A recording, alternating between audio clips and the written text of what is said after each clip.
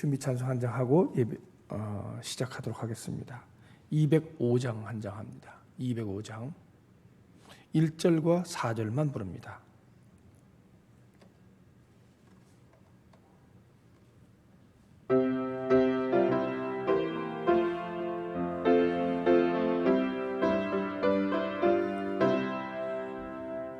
주 예수 크신 사랑 늘 말해 주시오. 나 항상 듣던 말씀 또 들려주시오. 저배지 않는 천국 주 예수 계신 곳 나 밝히 알아듣게 또 들려주시오. 나 항상 듣던 말씀 나 항상 듣던 말씀 주 예수 크신 사랑 또 들려주시오. 이 세상 헛된 영화 날 미혹할 때에 주 예수 크신 사랑 늘 들려주시오. 천국의 빛난 영광 내 눈에 비칠 때 주 예수 크신 사랑 또 들려주시오. 나 항상 듣던 말씀 나 항상 듣던 말씀 주 예수 크신 사랑 또 들려주시오.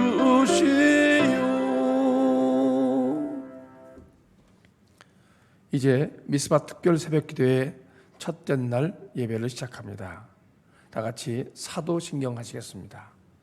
전능하사 천지를 만드신 하나님 아버지를 내가 믿사오며 그 외아들 우리 주 예수 그리스도를 믿사오니 이는 성령으로 잉태하사 동정녀 마리아에게 나시고 본디오 빌라도에게 고난을 받으사 십자가에 못 박혀 죽으시고 장사한 지 사흘 만에 죽은 자 가운데서 다시 살아나시며 하늘에 오르사 전능하신 하나님 우편에 앉아 계시다가 저리로서 산자와 죽은 자를 심판하러 오시리라. 성령을 믿사오며 거룩한 공예와 성도가 서로 교통하는 것과 죄를 사하여 주시는 것과 몸이 다시 사는 것과 영원히 사는 것을 믿사옵나이다. 아멘. 찬송 390장입니다.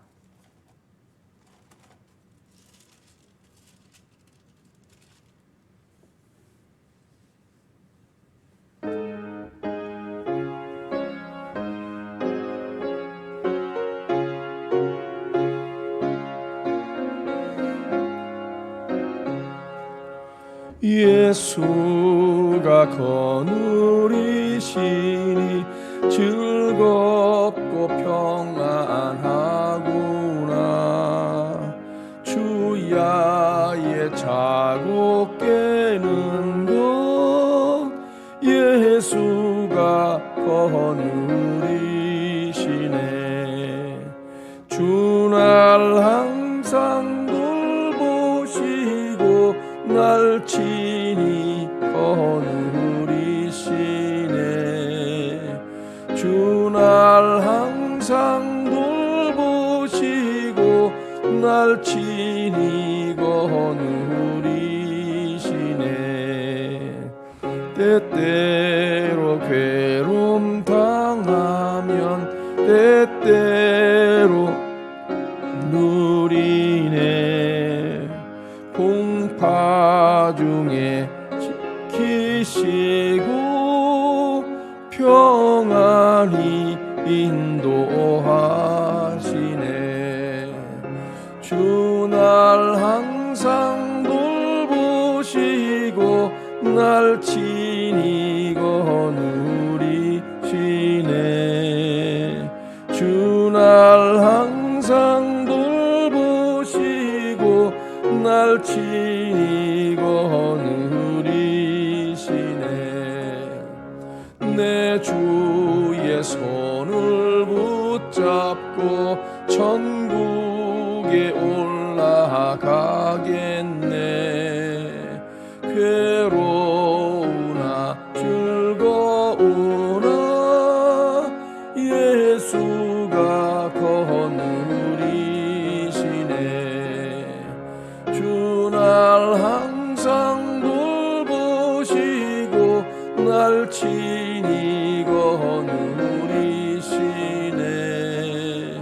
주 날 항상 돌보시고 날 지니고 누리시네. 이 세상 이별할 때에 마귀의 권세 이기네. 천국에 가는 그 길도 예수가 거느리시네. 주 날 항상 돌보시고 날 지니고 누리시네. 주 날 항상 돌보시고 날 지니고 누리시네.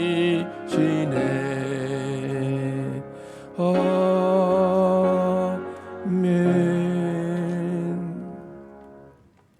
오늘 말씀은 시편 107편 1절로 9절까지의 말씀입니다.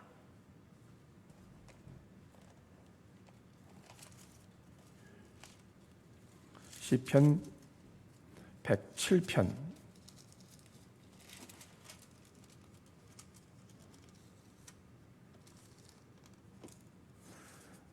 107편 1절부터 9절까지 말씀입니다. 여호와께 감사하라. 그는 선하시며 그 인자하심이 영원함이로다. 여호와의 속량을 받은 자들은 이같이 말할지어다. 여호와께서 대적의 손에서 그들을 속량하사 동서남북 각 지방에서부터 모으셨도다.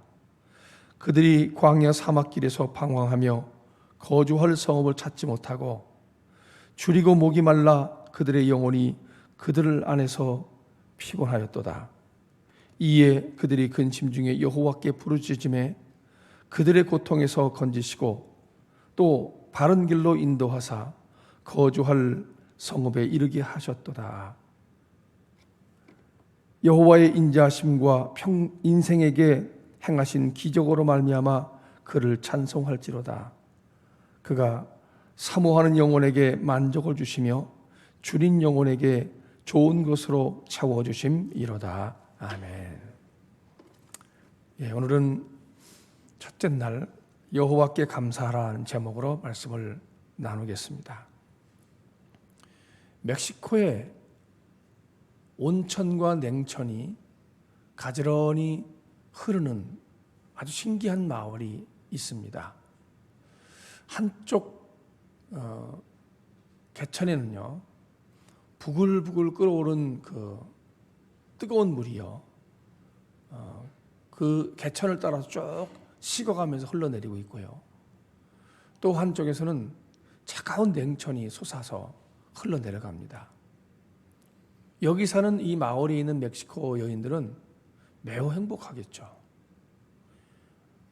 왜냐하면 빨래를 할 때 얼마나 좋겠습니까? 또 설거지를 해도 그래요. 뜨거운 물에 서서 한번 닦고 찬물을 헹구고 그러면 딱 좋잖아요. 빨래도 그렇습니다.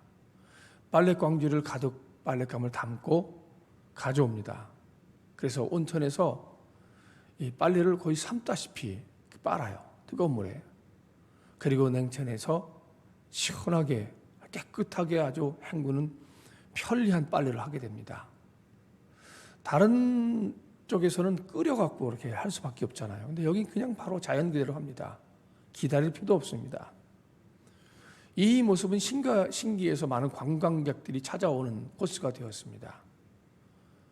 그때 찾아왔던 이 관광객 중에 한 사람이 그 빨래하는 여인 중에 한 사람에게 물었어요.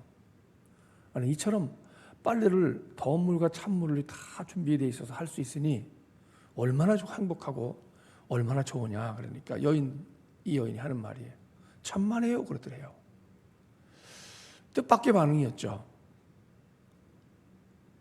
그들이 그 다음 말이 뭐라 그러냐면, 하나님이 좋으신 분이라면 비누까지 주셨을 거 아니에요 라고 그러더라고요. 이 대답을 듣고 이 관광객이 매우 놀랐다고 합니다. 행복할 줄만 알았는데 여전히 불평을 갖고 있더라 말이에요. 비누 주지 않는다고 불평하여. 이들은 감사를 불평으로 바꾸는 사람들이에요. 주어진 걸 고마워할 줄 몰라요. 감사할 일이 생각나거든 그 자리에서 감사를 누릴 수 있어야 정상인 겁니다. 여러분, 감사는 행복의 소화제예요. 행복 소화제예요. 아무리 좋은 음식을 배불리 먹어도 소화를 못 시키면 탈이 납니다. 토하게 돼요. 그러면 몸에 유익이 없죠. 몸이 오히려 손해보는 겁니다. 마찬가지로 좋은 일이 많이 생기고 아무리 돈을 많이 벌고 성공해도 감사를 누리지 못하면 다 토해내고 말 것입니다. 감사하며 누리는 것이 진짜 내 것 아니겠습니까? 감사를 소화하지 못하고 쌓아두기만 하면 결국 토해낸다라고 성경은 말씀하고 있습니다. 이 본신은 성도의 삶은 감사를 동반한 하나님을 향한 예배가 되어야 된다 함을 강조하고 있는 겁니다.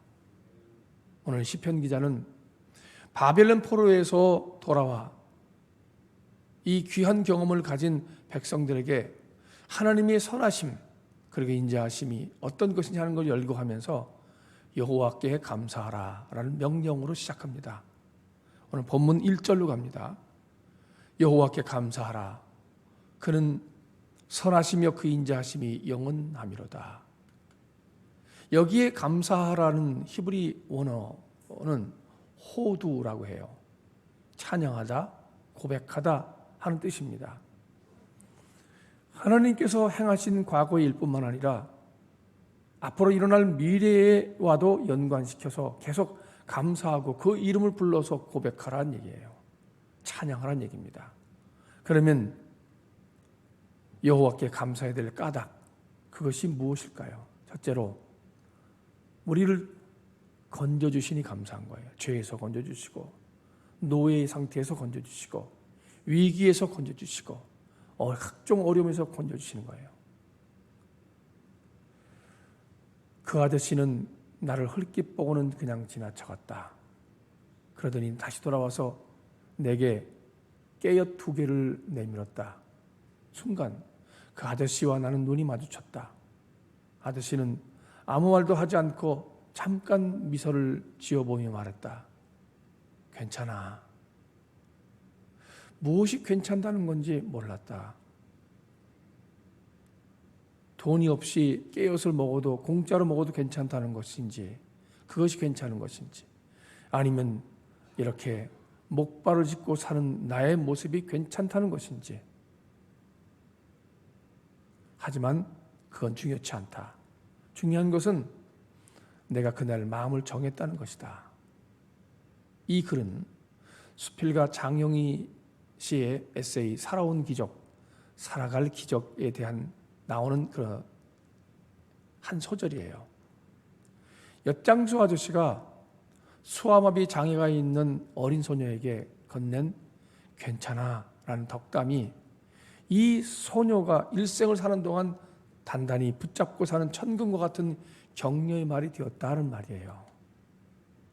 괜찮다는 말 한마디에 그날 마음 정했다는 소녀는 정말 열심히 훌륭하게 일을 잘 해냈고 공부도 열심히 했고 자기 인생 열심히 살아내서 잘 자랐습니다. 후에 대학 교수가 되었고 수필가가 되었습니다.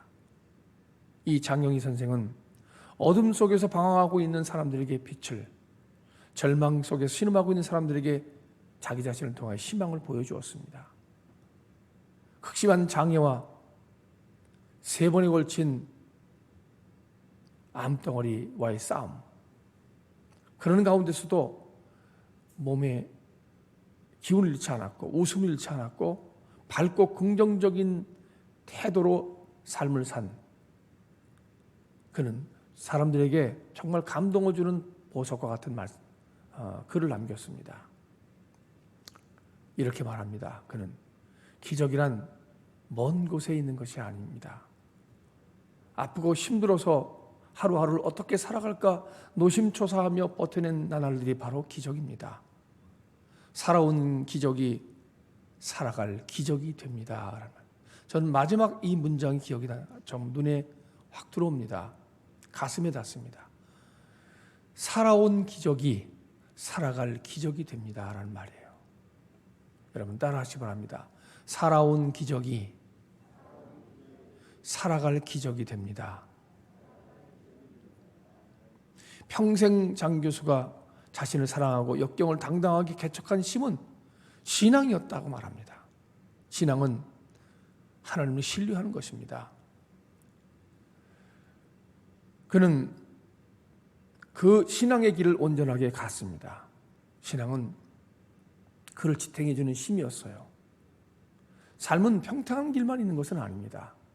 깊은 웅덩이와 수렁이 빠져 허우적거릴 때가 있습니다. 본문 6절입니다.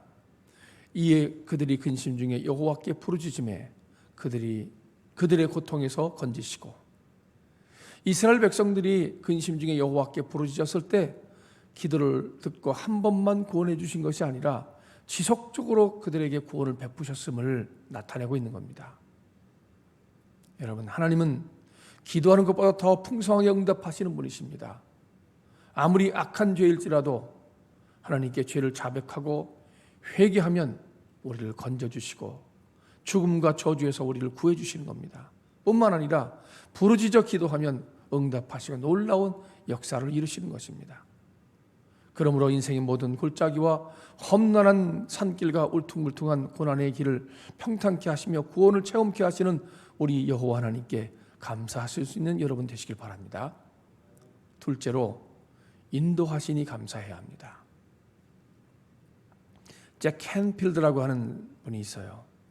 사랑하는 가족에게 읽어주고 싶은 이야기란 책에 나오는 셰를 윌터만 스튜어트가 외할아버지에 대해 쓴 글입니다. 외할아버지는 1930년대 대공황 시절 시카고에 살았던 목수였습니다. 그는 어느 날 교회에서 교인들로부터 기부받은 옷을 상자에 차곡차곡 담아서 중국의 고아원으로 보내고 돌아왔습니다. 집에 딱 도착하고 나니까 자기 웃옷주머니에 이렇게 항상 뭘 보거나 할 때는 안경 쓰지만 땀 흘리고 그럴 때는 벗어서 넣잖아요. 웃옷주머니에 안경이 있어야 되는데 없어진 거예요. 샅샅이 뒤를 자기가 왔던 길을 거꾸로 되돌아봤습니다. 집을 아무리 뒤져도 나오지 않았고 교회를 아무리 찾아가서 다 찾아봐도 없었습니다. 나중에 이게 무슨 일이 일어났는지 그때야 깨달았어요. 안경이 허리를 숙여 일하다가 떨어진 거예요. 그러면 상자에 이렇게 구호품 상자 옷을 담으면 그 위에 떨어졌을 거 아니겠어요? 그 위에 또 옷을 덮고 포개고 이러는 가운데 실려 나간 겁니다. 구호품을요. 이 대공황기에는 너무너무 힘들었어요. 사람들이 다. 6자녀를 키워야 했던 그 당시로서는 자그마치 안경이요 20달러나 됐어요. 이건 보통 사기가 쉽지 않은 거예요. 먹고 사는 것도 하루하루 힘든데 이 안경을 잃은 것이 너무 속상했습니다. 그래서 자기도 모르게 하나님께 원망했어요. 하나님, 도대체 이게 뭡니까? 저는 주님의 일을 했습니다. 그런데 내 소중한 안경을 잃어버리게 됐습니다. 이게 뭡니까? 라고 했어요. 그런데 몇 달 후에 고아원을 운영했던 이 현지, 중국에 있던 현지사가 국내로 돌아와서 선교 보고를 하고 설교를 하게 되었어요. 그런데 그는 놀라운 말을 합니다. 몇 달 전 보내준 옷상자에 대해 감사하는 말로 시작했습니다. 여러분이 보내주신 것 중에 가장 저를 감동시킨 것이 있었습니다. 말끝을 흐렸습니다. 선교사는 그때의 감동을 다시 느끼듯 잠시 말을 멈추고 울음을 참는 듯 했습니다. 그것은 바로 안경이었습니다. 공산당이 휩쓸고 지나가는 바람에 안경을 포함해 모든 것이 부서졌습니다. 저는 앞도 못 보고 심한 두통으로 고생했습니다. 동료들과 매일 이 문제를 놓고 기도했습니다. 왜냐하면 안경이 없었기 때문입니다. 안경까지 다 부숴버린 거예요. 근데 중국에서는 안경을 구할 수가 없어요. 그때 여러분이 보내주신 옷 상자 안에 놀랍게도 안경이 있었습니다. 도대체 여러분은 바닥에 넣어 있는 제가 어떻게 안경이 필요하다는 것을 알고 보내주셨습니까? 그리고 더군다나 이 안경은 제 눈에 도수가 딱 맞았습니다. 어떻게 저를 정확하게 아시고 아무 말도 한 적이 없는데 이렇게 보내주셨습니까? 이 교인들은 선교사가 다른 곳에서 온 구호품과 혼동을 했다고 생각했어요. 왜냐하면 교회에서는 안경을 보낸 적이 없었기 때문입니다. 그런데 뒷좌석에 앉아있던 쉐릴의 외할아버지는 조용히 뜨거운 눈물을 흘렸습니다. 이 지구 반대편에 있는 선교사를 위해서 그의 주머니에 안경을 꺼내 상자에 넣으신 그 하나님의 손길을 깨달았기 때문입니다. 하나님이 내 주머니에서 안경을 빼내셨구나. 사람의 눈에는 실수로 보이는 것처럼 보일지 몰라도 완벽하게 이를 인도하신 하나님 앞에 감사하고 눈물을 흘렸던 것입니다. 본문 7절로 갑니다. 또 바른 길로 인도하사 거주할 성읍에 이르게 하셨도다. 여호와께서 인도하심의 결과 이스라엘이 하나님이 원하시는 곳에 이르게 되었음을 가리키는 겁니다. 맞습니다. 우리 스스로 길을 찾아다니며 노력할 때는 갈 바를 알 수 없으며 이 그릇된 길로 치우칠 수 있습니다. 그런데 여호와께서 인도하실 때에는 바른 길로 접어들고 앞을 가로막는 문제까지 해결되는 실마리를 주시는 분이 하나님이십니다. 그러기에 바른 길로 인도하신 하나님께, 여러분을 온전한 길로 인도하신 하나님께 감사할 수 있기를 바랍니다.